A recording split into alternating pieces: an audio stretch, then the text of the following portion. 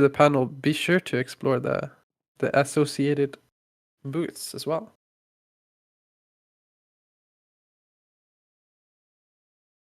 All right. I am now watching every chat. Oops. Yeah, that's what I was doing earlier. No.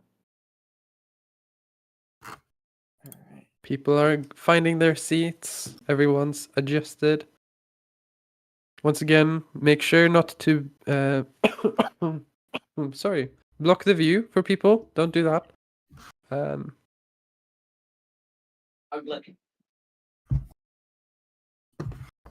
We apologize if we do run out of seats. All right, I'll leave it over to you, Alex, then. Clear out, and then we can sort of get started here. All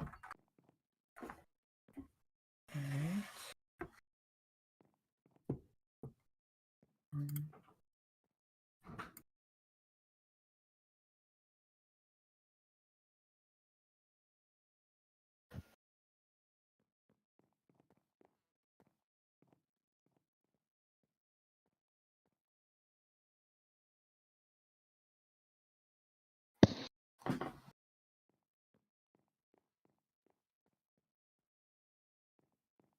Yeah, to the organizers, just a quick question. You want me to start perfectly on point? We'll start in like 2 minutes, I think. On the hour, okay. Yeah, we'll start on the hour. If we could get everybody to take their seats, please. Thank you.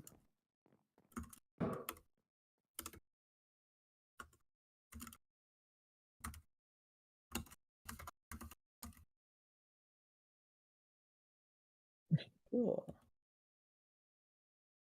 All right, I think we can go ahead and get started. So welcome everyone to the Gamemode 4 panel. And I'm sure the crew here can take it away. So I'll be watching questions in chat. And I think we can get started. Thanks, everyone. Thank you, RX. Yeah, welcome to the panel. Before we introduce ourselves, we want to motivate this talk a bit. And for that, we brought some, I will call it evidence. And we'll all have to imagine it's 2019, summer. You're playing Minecraft, right? You have your little flower field set up. You think to yourself, oh, I don't have enough invertebrates to care for. So you head over to Gamemode 4's website, our website, and you find our bees module, right? You can set up a beehive, care for your bees, and you're a happy little beekeeper. But then it turns to September 2019, and well, this happened. It was certainly just a coincidence, we are sure. No way they could have just get inspired by our bees and then made their own bees that quickly. So let's just overlook that. Imagine it's a bit later in the year. It's August 2022. You're setting up a cake farm and you have all these cake ingredients, but you're annoyed by the fact that you have to craft it yourself, right? That's really annoying. So you once again head over to Gamemode 4's website and you find that Gamemode 4 has this thing called an autocrafter. It's like this neat little multi-block that you put items into and it crafts whatever you want to craft for you, right? So once again, you wait a bit, and yeah, I don't know if I should comment on this. That was a bit awkward, to put it that way. And with that motivation, we're gonna get started on our talk. Special, take it away. All right, hello everyone. Welcome to our Smith Summit talk, which we've titled "Why Mojang Keeps Stealing Our Ideas: Designing Data Packs for Survival." We are Gamemode 4. We have been doing data packs for, well, we've been doing Minecraft creations for 10 years now, starting with data packs as soon as they came out,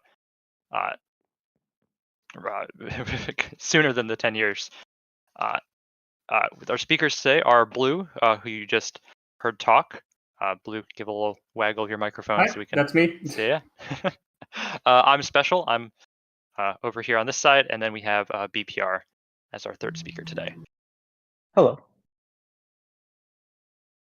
So we're three of the lead developers on the Gamemode 4 project, and our kind of mission statement, what we strive to excel in, is making data packs for survival Minecraft, making features that fit really well into the already established kind of system of vanilla Minecraft and all the mechanics that there are to explore.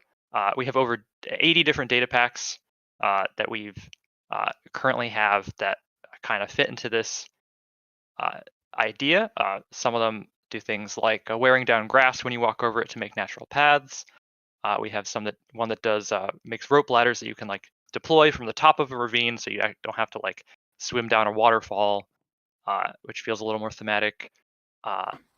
We have one that makes it so when you reel in fish when you're fishing, it doesn't give you just the fish item. It actually gives the live flopping fish, which is kind of fun because you get smacked in the face with a fish, and then you have to go pick it up somewhere. And then we also have some more involved data packs that add a lot more kind of features to the game. We've got one that expands on the potion brewing system using kind of a cauldron-like mechanic. And we have another, for example, another one that lets you kind of dig tunnels with automated minecarts.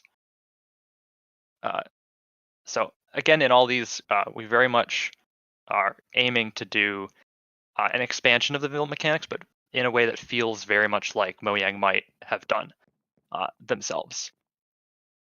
So obviously, we don't actually think that Mojang is stealing our ideas. That's a little bit silly, but it has happened enough times to kind of something that we made, and then a couple months or years later, it ends up actually in the game, that it's become a little bit of a running joke for us when something ends up in the game, and we're like, oh, there it is again.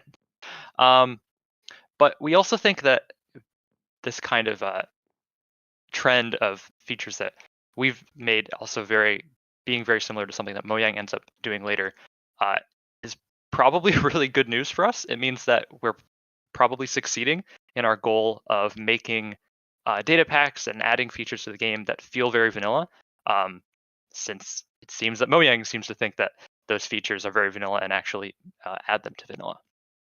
So for our panel talk today, we're going to kind of go through some examples and some case studies and talk through what our design principles are for how we make our data packs, how we make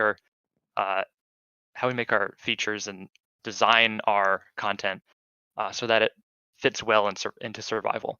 And hopefully, if this is something that you're interested in doing for your own creations and your own data packs, trying to integrate into a very survival-friendly environment, that you might be able to take some of these suggestions or guiding principles and use them in your stuff.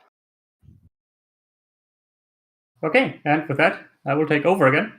And we'll look a bit closer at that example I just named there.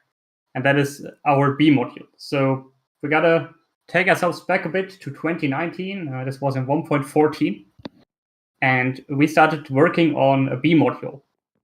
And what I want to do here is I want to show you the similarities between our way of doing bees and Mojang's way of doing bees, whilst they are nowadays, if you look at where bees in Minecraft are today, are quite different. The start of both was quite similar. And we think there's a reason for that. As Special mentioned, it's probably because that's how Mojang thinks it's best to integrate stuff into the already existing game with all the existing mechanics that a new mechanic needs to tie into. So let's look back at our bees back then. It was June 2019 when a friend of ours, another developer on the Gamemode 4 team, Sparks, decided or pitched the idea to do bees, because a relative of Sparks is a beekeeper. So we came together, we did a couple of development streams where we basically brainstormed and figured out how to do bees. The first idea was, of course, the honey needs to be consumable. We need honeycombs, right? Because some sort of realism needs to be in there, so you need to get the honey out of the honeycombs. The bees need flowers, so we need some algorithm for the bees to find flowers and for the bees to judge whether there are enough flowers or not enough flowers. And then lastly, and this was very much one of the inspirations, Mojang had just added campfires to the game. And as some of you might know from today's Minecraft, campfires in the game, well, smoke calms down bees. So these campfires were a big inspiration for us.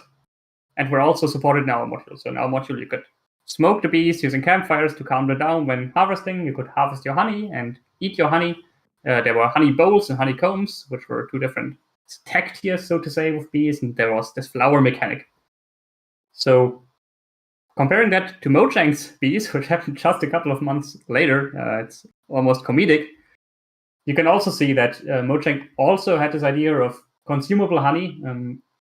In a way, a food is the easiest way to get something into the game. We'll discuss later whether a food is actually an effective way to get something into the game.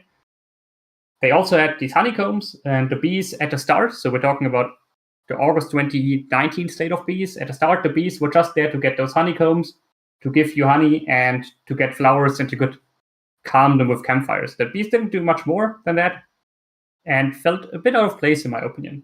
But that was the state back then. And to also give you a bit of more evidence, we uploaded a video of Ambrosia when we published it, and our commenters seemed to agree that that was a bit awkward, 1.15 with the bees coming out. Sadly, we had to then drop that, and Ambrosia got discontinued. But that's just one of these examples, and I'll hand it over to Beeps for another one. Yeah, so moving on, in 2022, we made this auto crafting module since we originally had a custom crafter, as many data packs do, and we realized that players were not liking crafting things manually. So our solution was auto crafting, and we wanted it to be very streamlined for the users to use it. So we came up with a system where the player sets the recipe shape, not the specific recipe, just the shape. And then a hopper will funnel items into the machine, this multi-block.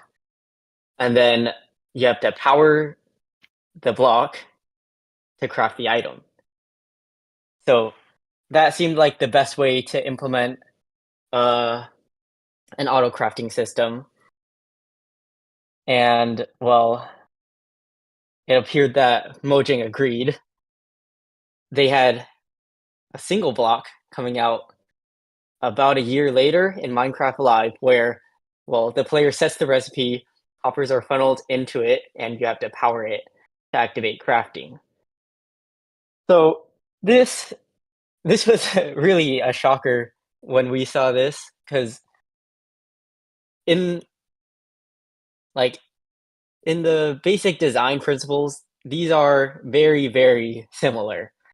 And obviously, we don't think that Mojang saw our module and then decided to copy it one for one. It's clearly not that, but it's just interesting to see how similar these modules were. Obviously, ours was a multi-block, since due to data pack limitations, we couldn't fit all of the functionality into one block without it being too complex data pack wise. But yeah, so that's just another example of our similarities. And then if you think just two examples, maybe that's a little pushing it, but if you remember these three: chorus fruit, deepening snow, and mushroom blocks. So these are all things Mojang added somewhat recently: chorus fruit, and then the snow accumulation, and then the fact that you can get the different types of mushroom blocks. But actually, Gamemode 4 made modules for these too. So we had ninja smoke balls, which when you placed fire charges down, it would teleport you in a certain distance. And then we had deepening snow, which used this very interesting, if you look at the middle picture there, very interesting command block contraption to detect when it was snowing, and increase the snow height. And then also, before Mojang split off the different mushroom blocks, you could only get the mushroom blocks with the full cap texture around. So we had this module, decorative mushroom blocks, that allowed you to get all the different block states of mushrooms that was implemented later in the game. So all of these are now retired modules since they were replaced by Mojang. And yeah, I'll pass it on to Special for the next few. So even some more. We have some more kind of recent I say recent because the end is not that recent, but squids kind of more recently now, when you attack them, they release a kind of ink particle, kind of like real squids in their defense mechanism.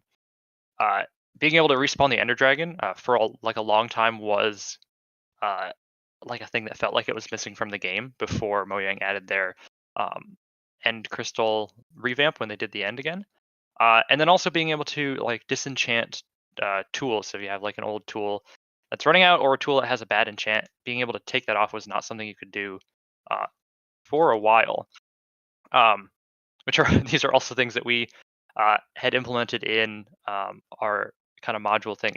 We had an ink spitting squid as a data pack that released it, or not a data pack at the time, but as a command block contraption that released in 2014. So when you hit a squid, it kind of gives you blindness and some particles that make it feel like they're actually acting more like squids. And then we had a dragon egg hatching module that came out in January of 2015, which is actually only 6 months ahead of when Mojang decided to finally allow you to resummon and refight the Ender Dragon in vanilla Minecraft in July of 2015. And then we have this enchantment extractor machine that lets you kind of remove the enchantments from tools either at their end of life so you can try to reuse them, or so you can enchant them again. And that's very similar to the grindstone that Mojang added in 2018 or so.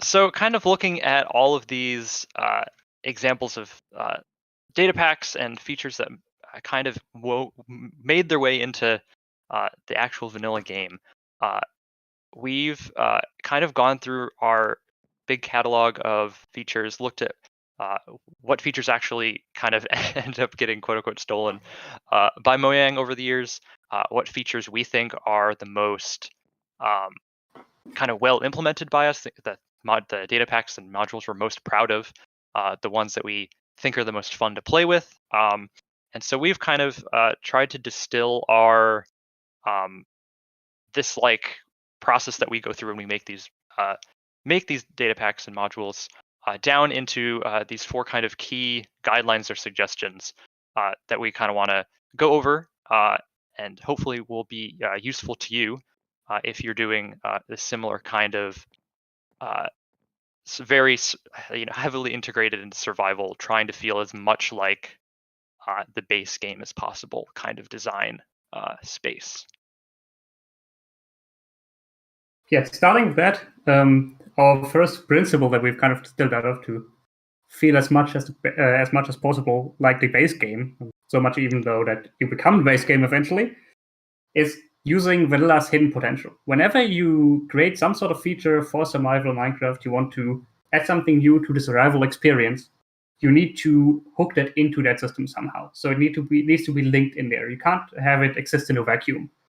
You need to find a point in the vanilla game that seems at least underutilized. So we call this the hidden potential of vanilla, because there are things in the game. For example, if you look at Dragon Egg Hatching, our really old module, it wasn't done too well, to be honest, but it was a thing.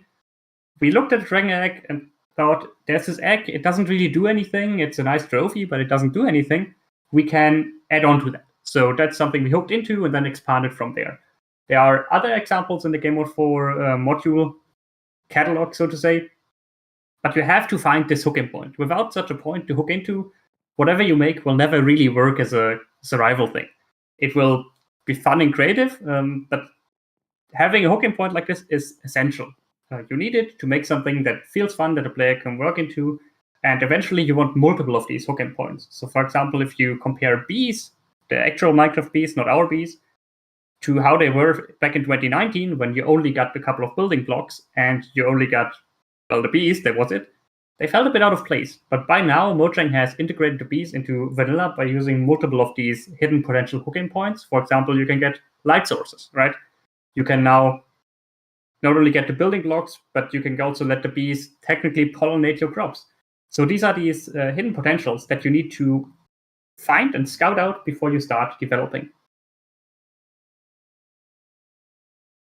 And with that, Deeps, take it on. So our second design principle was basically to focus more on expanding the tech tree horizontally instead of vertically. So what this means is adding new content without making existing content redundant or overly different. So we found the best way to integrate new to basically take something that doesn't exist yet in the game rather than changing something that does exist. Since to make something vanilla, if you overhaul something in our minds, that's kind of changing it in a way that Mojang didn't intend. So we found that expanding it horizontally, giving players more possibilities, was one of the best ways to make something feel like it was an addition to the game rather than a major change to the game.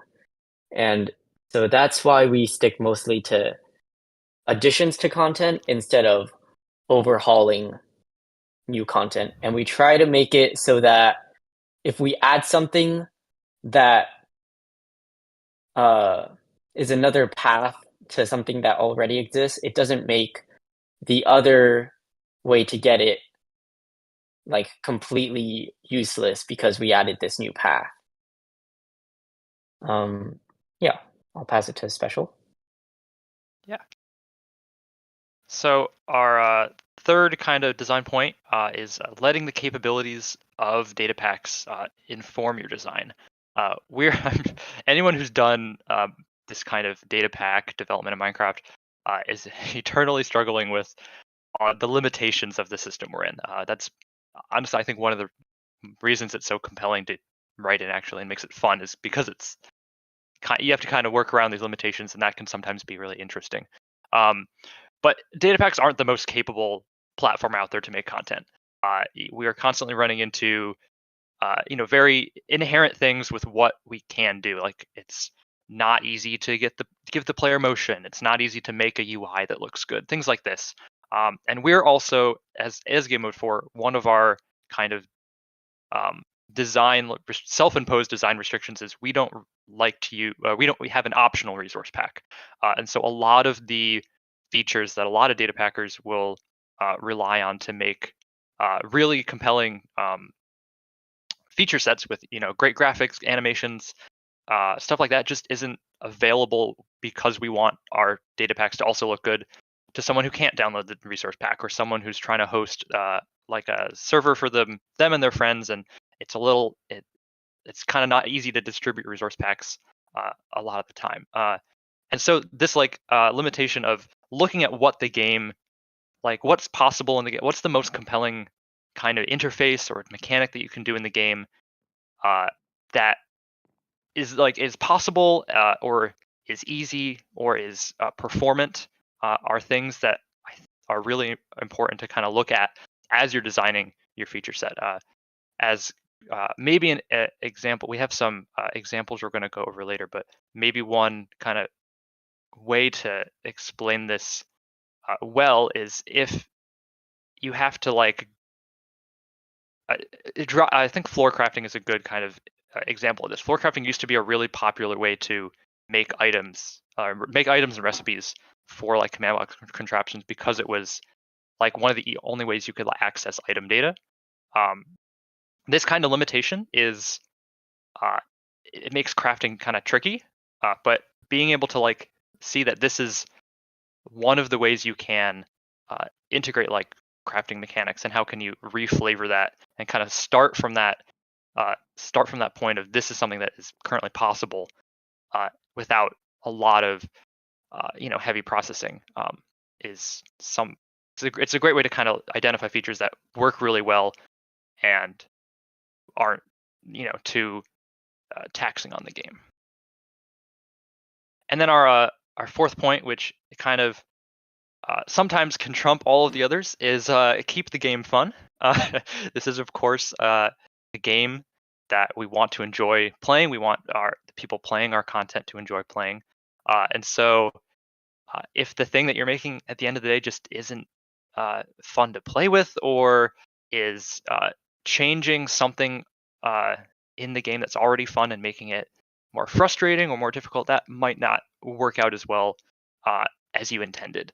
This kind of comes up a lot in when you're trying to balance a feature set. Sometimes the easiest way that you might think to kind of balance something or make something that you've designed be useful to the player is by either removing the other way that they could do this, or by making it really difficult for them to engage with, and that makes it more unlikely that the player will want to actually use your content if it's not enjoyable for them.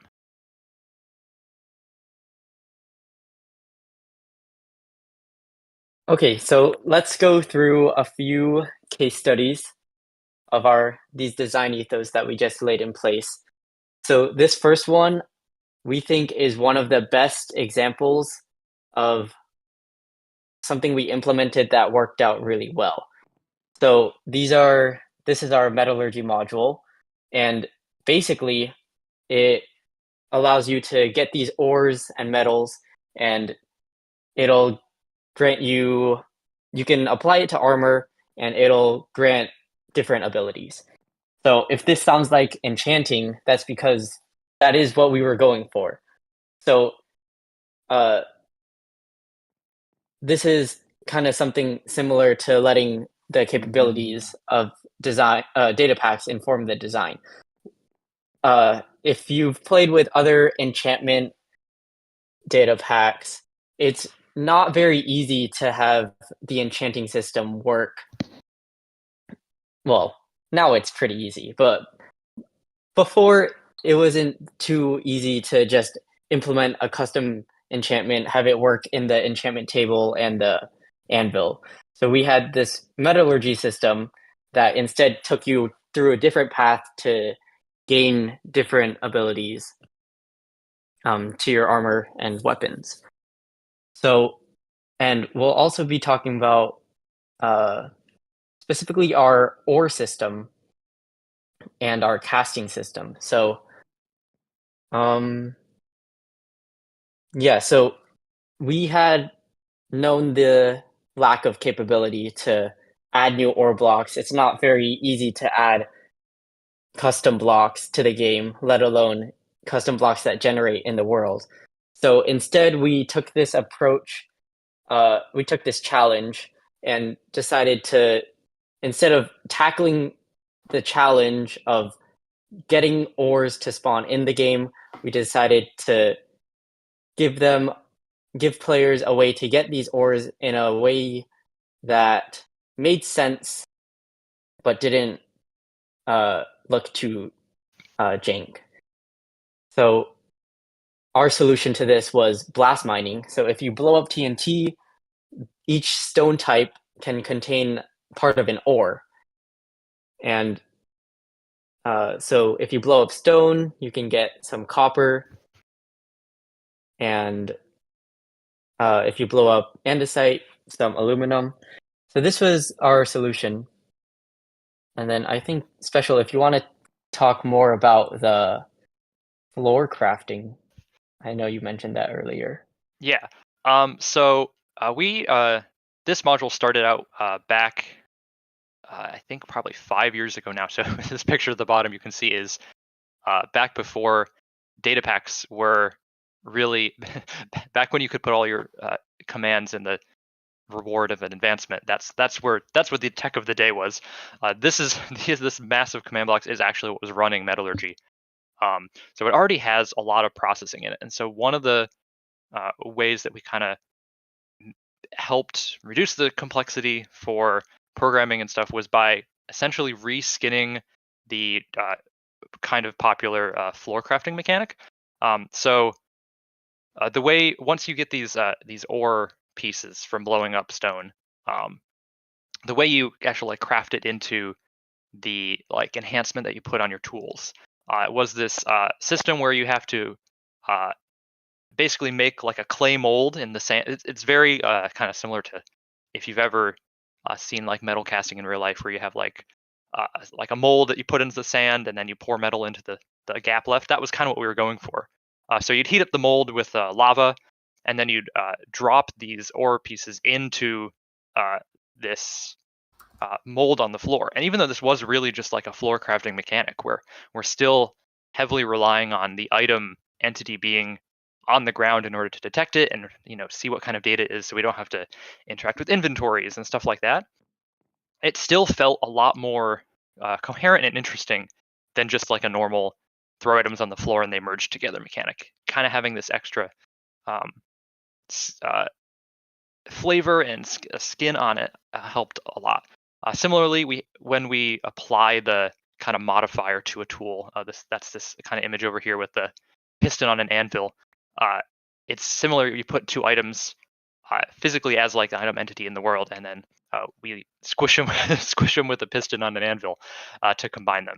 So it's again just looking at this restriction of being able to easily access entity data in an item format instead of trying to build a custom machine that you then have to track its location. Reduced the complexity of an already really complex feature set, but in a way that still felt fun and interesting to the player. Importantly, back in the day, it was sadly not possible to add our own enchantments to the anvil, so we couldn't just make, which would have been the most clear and easy thing for a player to do, just use the anvil to combine the items. That wasn't possible. I don't think it's possible today, even unless you do custom enchant. But you can't just add anvil recipes.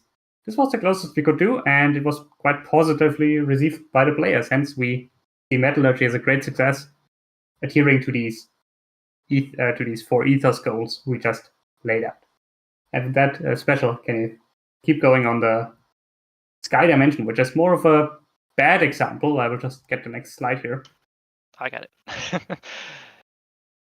Yeah, so kind of another case study we wanted to talk about was what happened with our sky dimension data pack.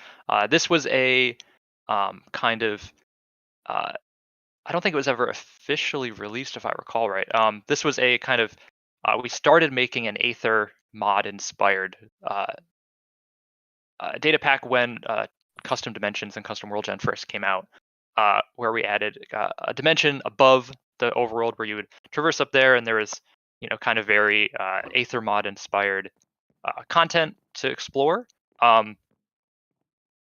One of the things that we found when we trialed this data pack on one of our public servers was that we did not we didn't hold to these design principles.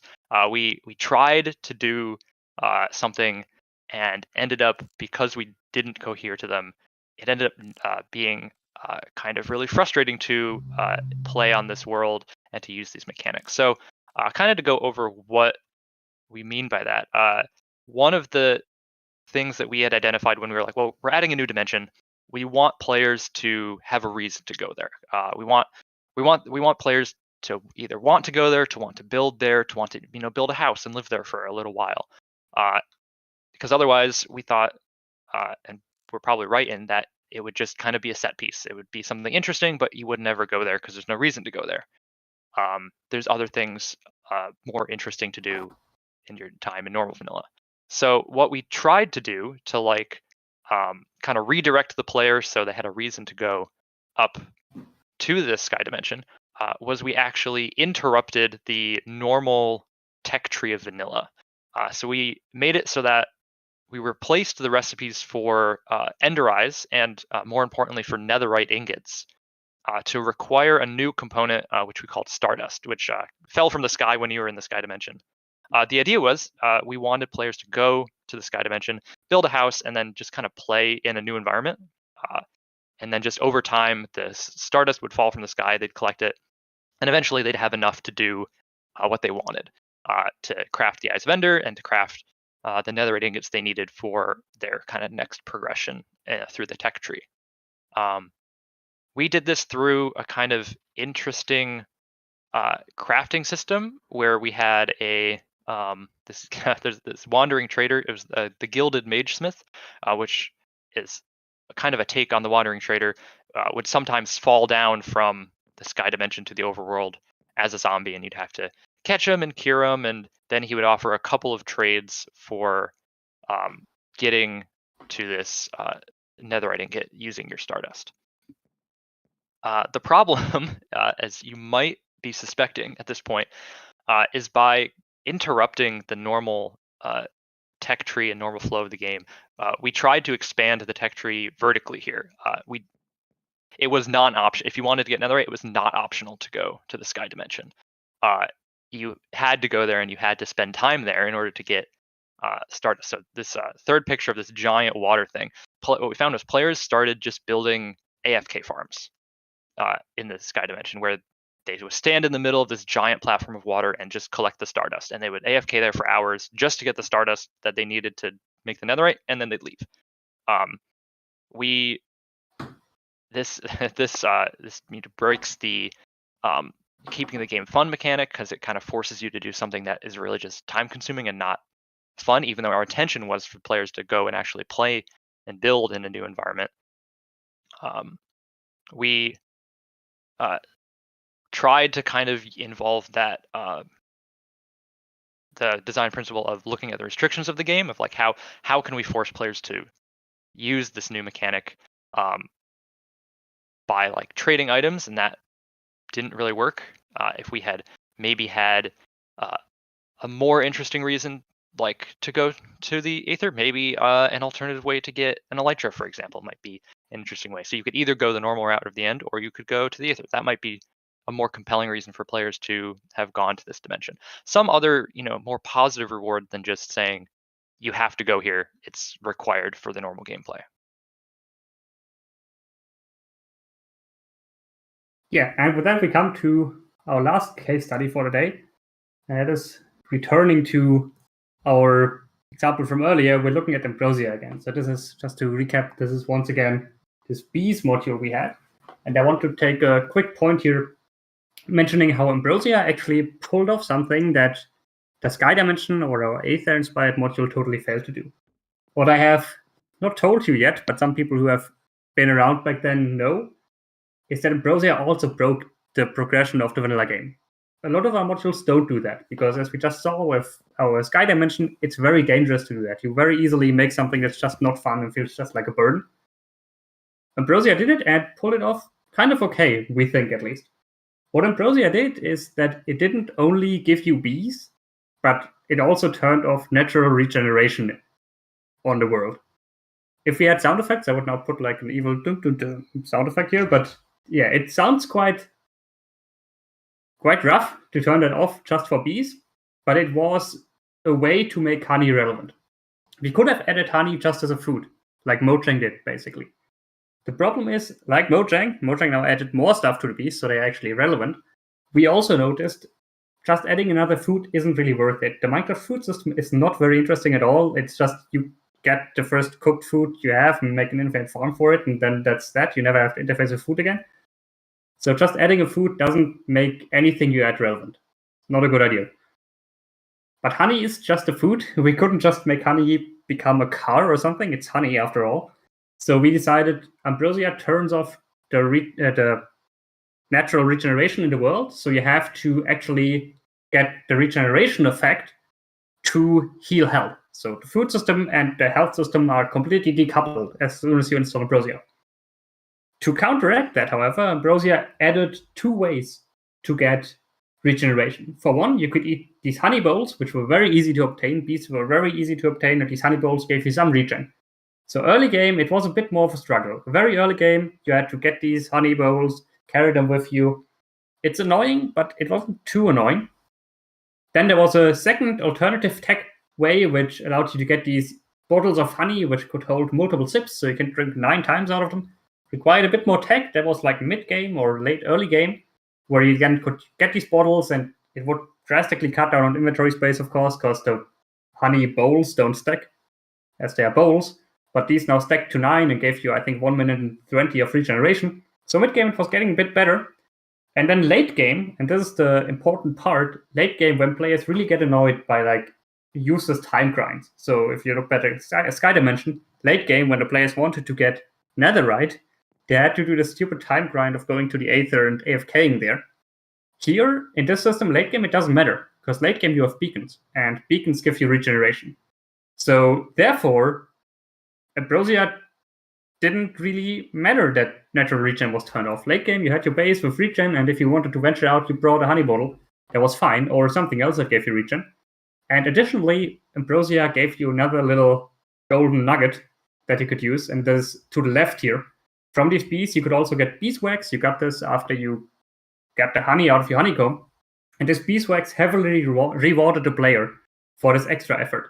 So this beeswax, you could do the smooshing thing we just saw from metallurgy, where you put something on an anvil and push the piston down. You could do that, and it would lower the repair cost, the maximum repair cost of an item, so you wouldn't have to pay as much in an anvil. That really gave players a reason to have bees. It gave them a nice side product they could use, and it gave the player something to even out the debuff of having to manage health and food now.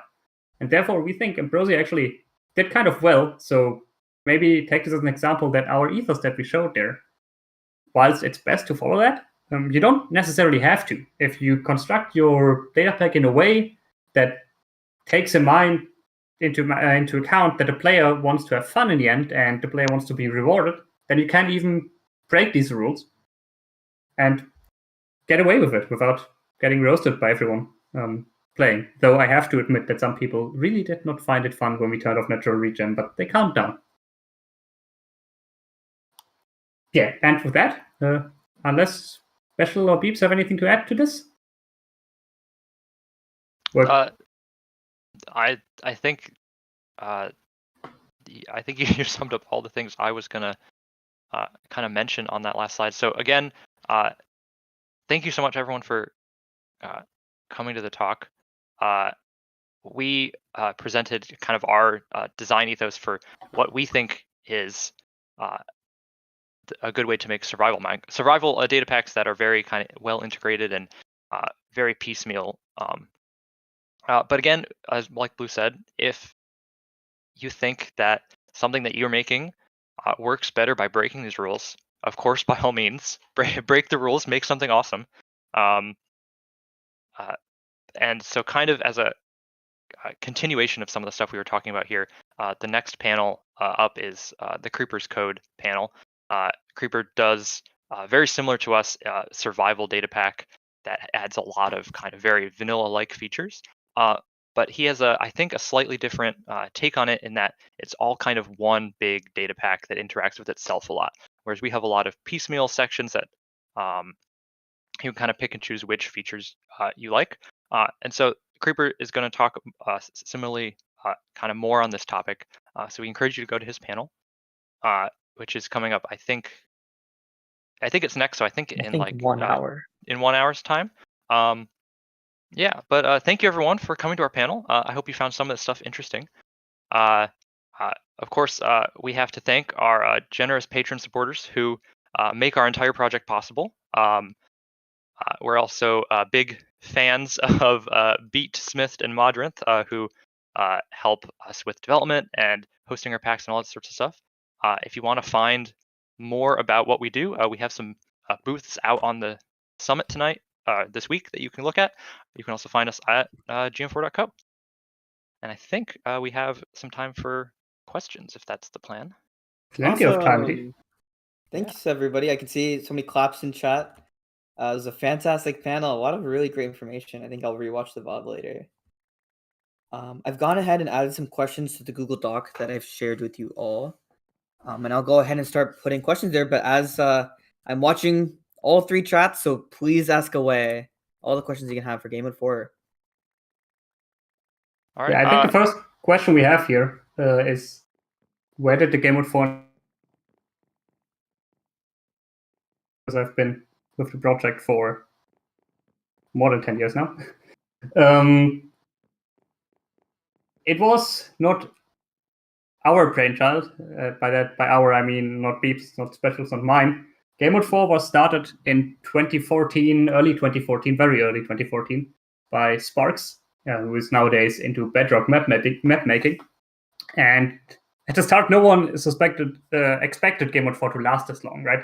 Sparks started this thing with bad grenades, where we thought about, hey, bats are in the game, but they kind of don't do anything, so we made them explode, as you do. And Still one of released my this as a favorites. module video on YouTube. The question was what you call it. Back then, the game modes were still Game Mode 1, Game Mode 2, and Game Mode 3. And Game Mode 4 was not a thing yet. Spectator mode wasn't there. So Sparks chose as a name Game Mode 4 as the project was intending to expand upon vanilla, right? You enable this new game mode by installing the modules. Spectator was game mode 3. So there were all 4 game modes. It started It with was 0. 0, 0, okay, 1, yes, 2, 3. So then the next progression was 4. But yeah, that is where it came from. I see a question in chat. Do you guys make data packs internally or accept contributions from outside creators? So I can speak for this partially. So the really nice thing about Game Mode 4 is that we're very open source and open to contributions. So if you look around the summit, you'll see we have 3 booths, and this is mostly because we have so many different data packs and so many different creators that have collaborated. So if you want a data pack on Game Mode 4 that fits our general style, you can simply just create a PR and we'll look at it and we'll talk with the community if it's something that fits our style, and we could publish it.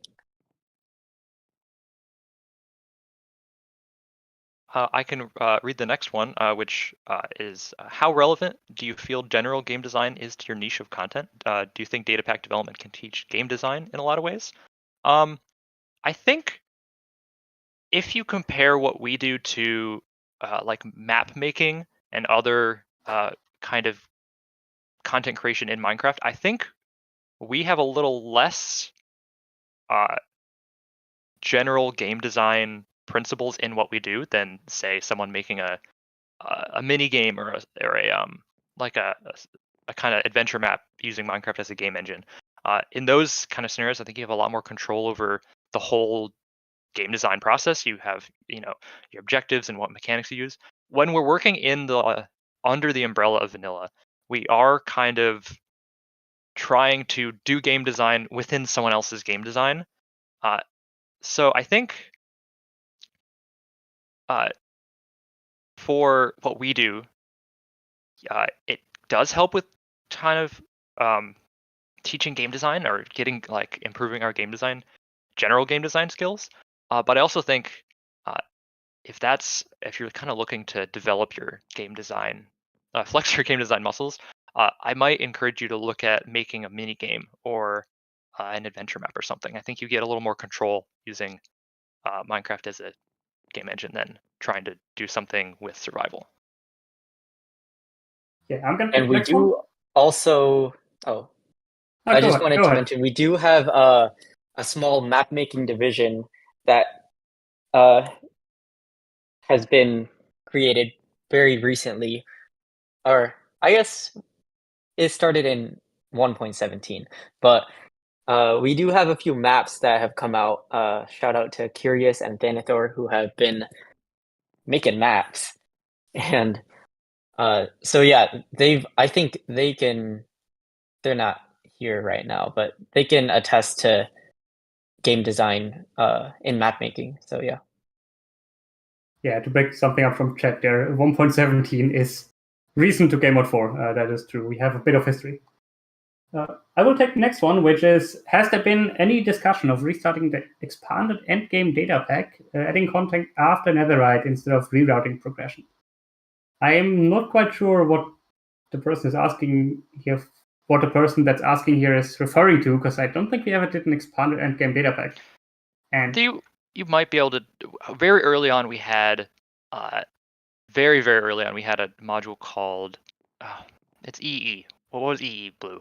Equivalent exchange. That's the most we've ever tried to expand on the end game, and it very quickly became like the whole point of playing with the module was racing to that end game progression. So The I think problem is that when you try to expand the end game, let's say you want to introduce another tier of armor, you need to have a reason to justify that tier of armor. At first, it sounds fun to have that, and we mentioned earlier we want to keep the game fun, but what fun really means is honestly kind of difficult to tell. For some people, it might sound fun to have another tier of armor which is stronger, another tier of weapons which is stronger. However, for that to make sense, you need to have enemies that are stronger. You need to have terrain which is more interesting to work in. You need to have dungeons which are harder. And that's not kind of our niche. We want to argument and expand the vanilla experience, but we don't want to build something that's completely out of it. Hence, we talk so much about connecting to vanilla. If you just build something at the end of it, you barely connect to the game, and you get that mod pack problem where, well, that quest mod pack problem where you're not playing the game anymore to enjoy the game and have fun. You're playing the game to race to the end, and that's not our way of doing things, so to say.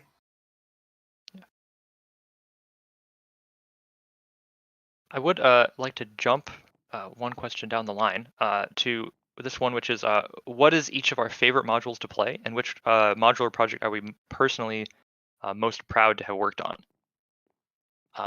Blue, do you want to start with your Yeah, favorite? sure. I mean, I'm my favorite to play with.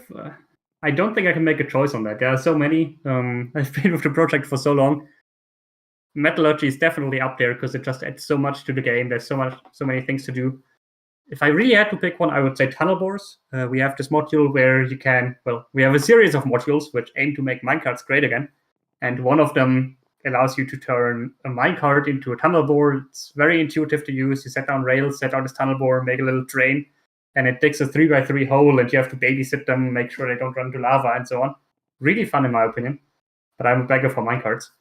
And who am I personally the most proud of? I have no choice but to say Zauber Cauldrons, because that's my baby, so to say. That's our magic module. A rather big one, even, at that. Beeps? Beeps? Yeah. I don't really play Minecraft nowadays. Too much time developing in Minecraft, but so I can't really say on my favorite module to play right now. But the project that I am probably most proud of right now, I think would be end fishing, because this is a late game thing. It really end fishing came as a solution to the multiplayer problem. Since we host a public server, the only way to get like those endgame items, elytra, dragon heads, I guess, if you want those, is to explore the end and hope that all of the end loot hasn't been like taken already. So end fishing was a really nice way to give players another route that takes a little bit more time, but is still pretty interesting. So I would say, yeah, end fishing. So I'll start with the module I was proud to have worked on. One of the early modules that got me really interested in Gamemode 4 and kind of is the reason why I wanted to join the project 7 years ago now. Man, I feel old. Is liquid tanks, which is kind of a solution to storing the many different types of like non-stackable liquid related items that the game has. So potions and buckets of water and lava and all this stuff. It was originally made by Sparks and I think Blue, correct me, Spider? Yeah, Spider and Robot Man were the two original developers for this module. Back in command blocks, it was this massive eight click. If you remember, command block 1 clicks. This was an 8-click install to put enough command blocks in to actually make it work. But I was really a fan of that, and when that, because it was so big, it hadn't really been updated in a while. So I kind of adopted the module and have been keeping it updated both in the new command blocks when we went to chain command blocks and then for data packs. So I think that's my kind of personal baby. My favorite module to play, though, I think Blue, I might have to say, Zauber Cauldrons is an absolute blast to play with. Thank you. It just hits all of the little corners of my brain that are like, oh, I'm playing with potions and magic and stuff like that. Whose turn is it on the questions? Peeps? Or mine? I forgot. Let's go to you, Blue. We can just read one. Yeah, Blue, you read one. All right. Yeah, there's a simple one here. Do you take Mojang copying your ideas as a badge of honor? I would say so. As we mentioned earlier in the panel, we think it sounds like, we think it feels like Mojang agrees with what we do. Of course, they don't go through our modules and say, hey, we're gonna steal that. But it means the way we think about the game, the way we think vanilla is meant to be, the way we think we hook into the system the right way, is also the way Mojang does it. And that allows us to make this very immersive experience. And that's one of our design goals. Yeah. Okay, I can read the next question. If Mojang implements better asset loading, will Gamemode 4 ever attempt resource pack only modules? So this is something we've been trying to kind of work our way into resource pack required modules. So if you look around the summit, there's a lot of furniture. A lot of that furniture is actually some furniture for our work in progress module, our experimental module, furniture. So this one is resource pack required, and we're trying to test the waters, see if it's something we're interested in before trying to go all in on the resource pack stuff. Yeah, I think I to build on that a little bit, one of the kind of core I guess mission statements I mentioned briefly was that we wanted all of our data packs to be compatible with each other and compatible with other data packs as much as possible, and like easy for new players to get into, either to install very easily or things like that. So that's one of the reasons why we actually stuck with one-clicks for so long, is because you don't need to know anything about your file system. You don't need to know anything about mods to install a one-click. It's just you paste in a command block and push a button. Data packs delve a little bit away from that, but being able to just drag and drop a folder is okay, we think. But resource packs have a lot of like compatibility issues with each other right now.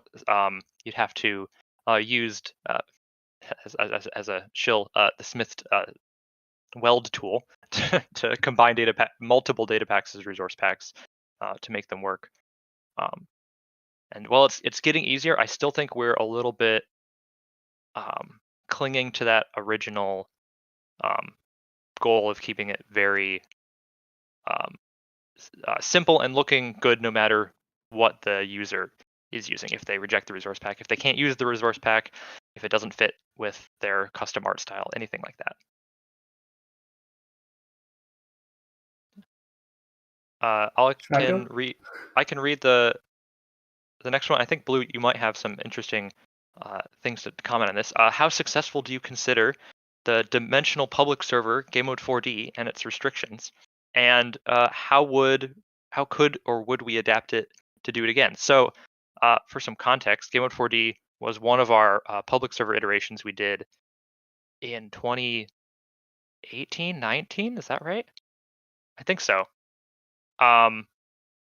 We did this was before vanilla Minecraft had different dimensions, but what we had is we had a series of like connected servers where each one was acting as its own dimension, and we had a series of I think 8 different dimensions that a player could travel to mine different ores or to interact with. Basically, we had this idea of, we were running public servers for a while, and we wanted to make a public server that lasts a bit longer. That was the original idea, and then we came up with the idea of splitting the gameplay over multiple dimensions, and you'd add new dimensions for new gameplay. in the end, the server didn't really live that long, not much longer than a normal one. But what do we say about success? That's a bit asking, what do you qualify as success? If you qualify success as keeping griefers out, it was great because we spawned everyone in this dimension called landings, where there was nothing to do. But you didn't know that. You just spawned in. You had to dig around until you found a mandala, which teleported you to the next dimension without warning you before. So there were lots of ghost houses on there. But that also meant all the griefers joined on there and just griefed that dimension where there was nothing really to destroy. So very successful if that's your metric. If your metric is fun gameplay, there was interesting stuff to be done, but in hindsight, it might have been a bit too complex. The people really involved with the community, of course, knew the dimensions. You had to map out this map of where to go from where, and you had to go to the bottom of the world to go to the lower cave dimension and so on. It was hard for newcomers to get into. But as for a server, generally not really great. Today, our design goal with our public servers is usually making it open to people, and especially when we do like server events, like our dragon fights, where we have a custom fight, a big goal is always to keep it open to people, so people are forced to collaborate, but in a way that they are willing to collaborate, right? You want people to work together. Gamemode 4D had that problem where someone who, of course, was really hardcore into it knew what was happening, but someone who was new joined this first dimension that got stuck and stopped playing, which is not great. But still, we had fun times, I think. I think maybe one other thing to talk about is one of the reasons one of the like motivating reasons to use multiple servers. Like we had like one like Minecraft server instance for each dimension, and one of the reasons for doing that was from running our past public servers, trying to have a lot of players on a Minecraft server is just really hard. It's not really meant for Minecraft is not built for lots and lots of people to play on the server, and so being able to play with good lag conditions, like as a restriction of the game to kind of look around and work around, using multiple servers was a way to take those restrictions into account and try to reduce the server load by actually running different server instances, but having the players think essentially they're all on the same server. Okay, let's let Beeps take that last question there, and we're gonna have to wrap it The up. final question: when is the next Gamemode 4 map/adventure map? So if you head to our spawn booth, so the booth right outside of this stage, you can find our little guide NPC, and he'll give you a sneak peek of what's to come for Gamemode 4. Ooh. So yeah. Awesome. Well, thanks for the presenters, Gamemode 4 crew over here, for taking the time to tell us about vanilla content. And thanks everybody for joining in the audience. We really appreciate everyone coming here.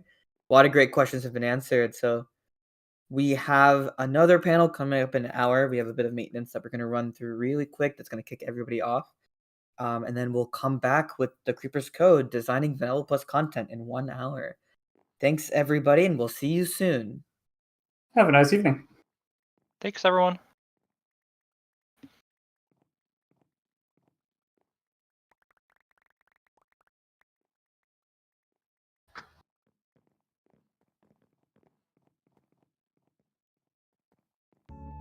I actually have no idea if unmuting the music